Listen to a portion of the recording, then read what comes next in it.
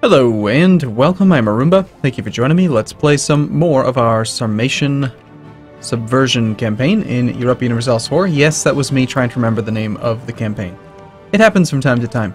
Okay, so we are currently doing a mission to get a province converted, so we have bonus 1 missionary strength, which will help out quite a bit with this next one, which we can barely convert while having our annual party. I think that's what it is. It's basically a party, right? Gods are pleased. Yes, indeed. All right. Okay, people are rivaling people. Ooh, rivalry changes. That could be good. Goths have rivaled who now? The Goths have rivaled Burgundy. All right, cool. Means that Burgundy could potentially be an ally against other people, while we've already vassalized the Gepids. Interesting. So if we were to... Let's see, relationship limit's only 1 out of 1. We have a policy, though, that we could actually enact if we really needed the extra relationship slot. But I'm thinking we go for an alliance with you. Maybe we improve relations with them a bit, and see if we can get them to become our buddies. And then we could use them against the Goths. That could certainly make things a little bit easier. So a lot of people have been commenting in the first couple of videos of this campaign that that it's like really easy, like development is broken in this game, and it kind of makes sense because we'll go ahead and hire some advisors. I mean, we're making money. We're half about what 60% of our force limit ish. We're at our force limit. Cool. Yeah, so development's broken. Like at first, my very first reaction when I saw the cost of development was, oh god, the classical era, this is horrible. But then you realize that, you know, you have just hundreds upon hundreds of years of monarch points, and monarch points didn't get nerfed at all relative to vanilla. So when you extend the timeline as much as we have, even with the 100% increased cost to development, it's true that we're going to have just tons, absolute tons of development. So we'll see. Alright, do we even have any revolt? No, we don't have any revolt issues. We've maxed out our relationship with Burgundy. We can't offer them an relationship because we don't like them. They haven't improved relations with me. I'm not so sure that I actually want to go over the relationship limit just yet. How long until we can do something with the Gepids? We can actually annex you guys in 05. That's 2 years from now. That's not very long at all. That's going to give us extra borders. Dacia, we're still warned by the Romans, yes. Romans would protect them if we were to attack. And yet they have lots of issues with zealots and rebels and stuff. I bet if we check the ledger, they still probably have no manpower at all. 52 mercenaries, yep. But how much you want to bet they have like a 1,000 point treasury or something? Sorry, a couple thousand. What was I meant to say? Like absolute metric tons. No, they only have 623 ducats. Negative 70 prestige. My goodness. Romans suddenly don't seem so hot, do they? A couple more of these. Festival for Tengri. It's costing a lot of money to get these final provinces converted, but it does kind of make sense, I suppose. Yeah, I guess we can go back to improving relations with whoever. And evidently, at some point in the near future, new countries will spawn above us, which we can kill. It'll be wonderful. And so long as we have a truce with somebody, we shouldn't have any issues with succession. This is just a random large revolt. How long will it take to get an army down there?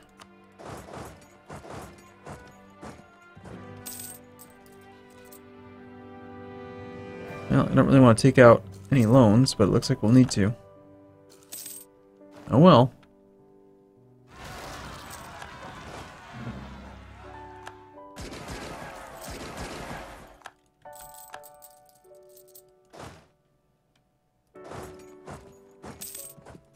Alright, Gepids, it's 105. We can annex you in May. We have our wave of devotion. Let's immediately get started on the next one. So without... No, this is with God's pleased. And the bonus 1% from having just successfully done the mission. We can still barely convert Ganja. Ganja, which is 23 development, mind you, so that's good. It's just nice that we can actually convert it. It's going to cost a lot more of those things, but yeah, let's go ahead and get it converted. Why not? We'll do lots of Tengri festivals. It'll be wonderful. Everyone's gonna like it. See, without this festival for Tengri, we actually have 0% progress. We could bump stability. Base cost went up from 100 to 120 in this mod. Yeah, I feel like it's fine, maybe to go up a little bit. And what else are we going to spend the points on, right? We're also near the cap for Diplo. So I guess it's time for some more, what? Can we do some culture conversion? 512 Diplo power to convert the province of this one. Ubi. Why is it so god-awful expensive? This is only 16 development. Base cost, 320. Are we actually paying 20 Diplo per development? My goodness. Well, remind me never to raise development on wrong culture. Alright, well let's find cultures that are like really, really, really low, like Avar and Georgian. Let's convert those guys away. Georgian.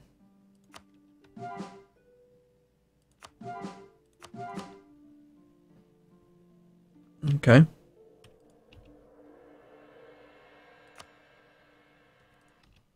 And then I think there was at least one more that was kind of low. So Avar, Georgian. Polish is pretty low. I'm assuming that's over here where Poland would normally be.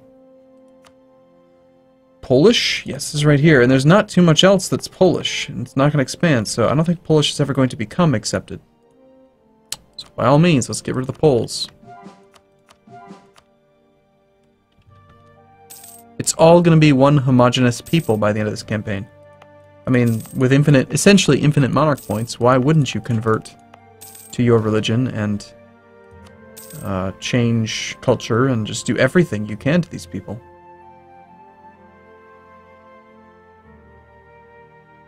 Seems fine.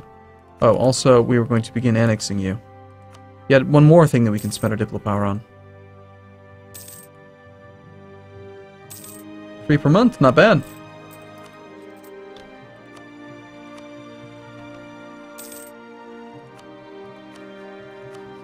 You've still never improved relations with me. You just have no interest in that? Alright, well. I have to assume that these other hordes, or barbarians, or whatever you call them, probably have about the same amount of army as the Goths do. So, probably about 20,000. But again, same thing as before, the Goths have primarily infantry, and we know how crappy infantry still are. So I was doing a little bit of poking around in vanilla EU4 as well, and I guess it must have been before development, when having increased military tech increased manpower efficiency. Because I went through and there's nothing in vanilla and there's nothing in this one, and for some reason it just stuck with me that still is that way, but it's most definitely not. So that was interesting. A huge event in the daily life of steppe dwellers is about to take place. Warriors from places both far and near will gather in our capital to participate in a display of skill. Horseback archery, strength contests, and agility challenges will take place and may give birth to new champions and legends. Okay, let's find out what happens. Glorious Khan, rejoice! Our glorious Khan, Babay the First Zond, has won the close combat contest. How shall we remember the performance? Legitimacy is completely useless, considering we stay at 100, and we get tons anytime we go to war. The prestige, still quite not very useful, but we'll take it, I guess. Our force limit's going up slowly as we stay at peace, and we have more and more people have our autonomy come down. The ganja.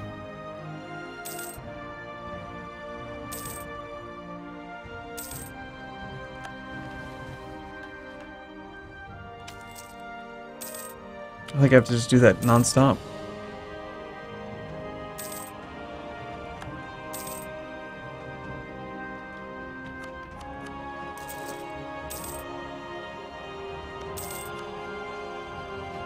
The Goths have decided to be hostile toward us now. Wait, no, it was Burgundy that I was looking at. Never mind. Well, our truce is almost up with the Gepids, which means that we're going to have to declare war on somebody soon.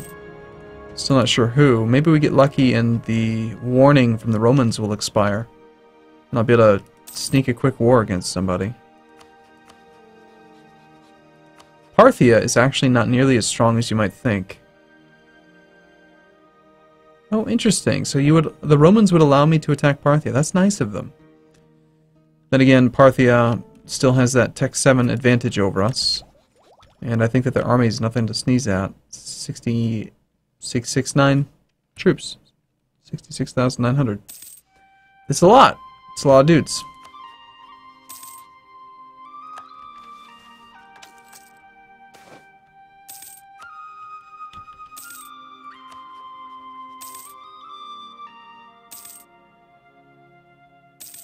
Still going to take quite a few years to actually do this integration. Some other provinces have a little bit of development. 14's not bad. I like how our vassal has land that I still don't know about. It's just like, hey, this is our secret area. You can't come over here. Or was that, hey, we actually finished converting it. Cool. That's impressive. 23 development and it was converted. And now we're working on culture conversions.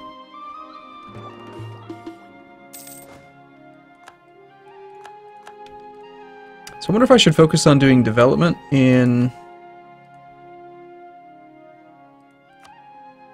places that are like a specific culture or a specific region. I've never done it from this screen. I always use this thing. But I'm concerned now that these might be like non-accepted culture or something and I'm just increasing my costs. Like, just out of curiosity, Lublin is over here. And yeah, it's a non-accepted culture. We are converting it already, but if I raise that, that just costs me to spend not only the 100 points to get the manpower, but 20 more diplo points to do the culture conversion. Alternatively, I guess we could do this. We could try bumping up autonomy, development specifically in, like, Azerbaijan, so that we could try to make it accepted. Azerbaijan's at 15.2%. It's not the cheapest over here, and it's only 2 provinces. But if we raised it up, we could make it accepted. Then again, if it ever slips down below 10% in the future, then that just really sucks. I wonder how many points we would have to spend to actually make it accepted. We could probably do the math on it.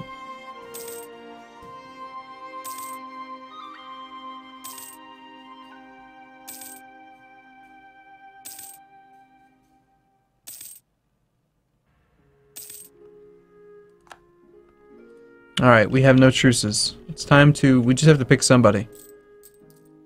I can't pay back my loan. We're barely making any money. But then again, I am hiring advisors now, which may or may not actually need to do that. I'd rather declare a war.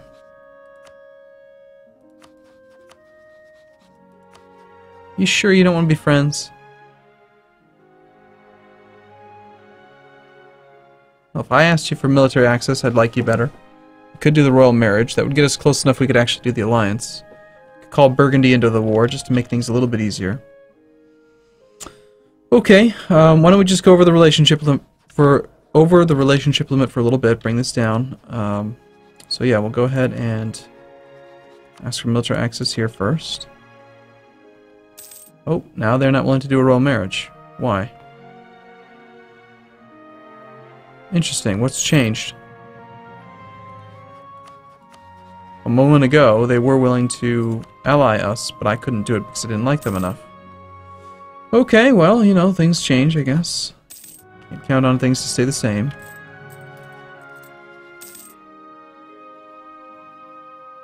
Oh gosh, Sarmatians have too many diplomatic relations. That's what's changed. So you're telling me because I've asked you for a military access, you're not willing to do a royal marriage, and now that I don't have military access, you're willing to do... That's just kind of silly. Alright, so now we're stuck doing this crap again, because I haven't declared war frequently enough. Alright, well, let's raise up maintenance and get ready to go fight some people. We'll take it. It's good enough for me.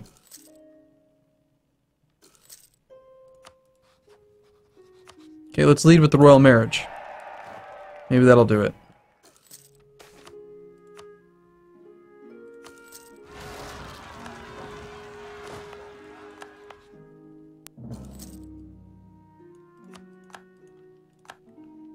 Okay, they've annexed Pontus. Alright, so we share more of a border now. Bit concerning. Hey, Burgundy, you hate your neighbor, the Goths. Would you like to attack them? Good. Let's do Tribal Conquest. Let's call you in. Well, let's just see what happens, because I don't want to be dealing with these pretenders nonstop. I think it's really stupid and boring. We have no morale to actually deal with that. Alright, let's check our combat width. Combat width right now is just base. So fighting in the farmlands, no modifier to combat width, 15. Yeah, we should probably just stick with about 15 troops then. Shouldn't we? 15 regiment armies and then just reinforce them around. I'd prefer if you could come in and engage me in my own territory. That'd be amazing. If you would like to do that, I will just sit by and wait for you. On the other hand, I could also just move to your fort, which is the woods, where we have a smaller combat width. Instead of 15, it'll be 12. Supply is only 12. But if we do that now, we don't have any leader because this guy's busy. And of course, I couldn't move fast enough to prevent him from taking over a province. Relative strength says they have lots and lots and lots of infantry, so I do think we want to probably fight in our own terrain. And again, we're stuck here, and he's going to end up sieging that because I can't move. You know, this lack of morale thing is just annoying.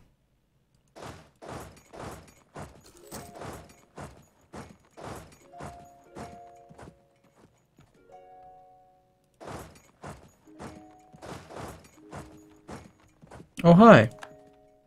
There they are. We found them.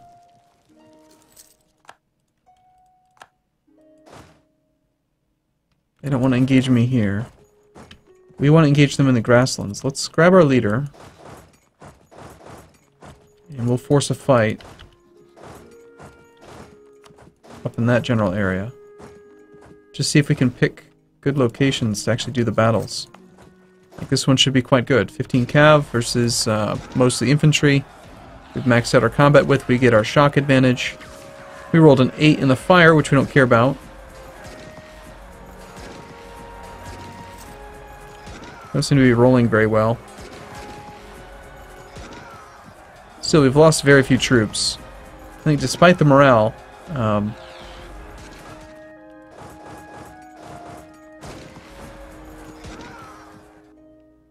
yeah, we lost 1,300 troops to kill over 3,000. So it's still okay.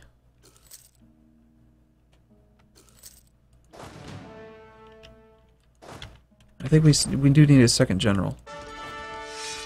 Not good enough. Not good enough. Not good enough. Not good enough. Still not good enough. 2, 3. Okay, so the fire value does absolutely nothing. I guess the maneuver.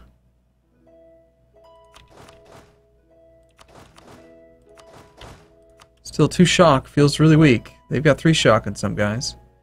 He's coming to engage us up here.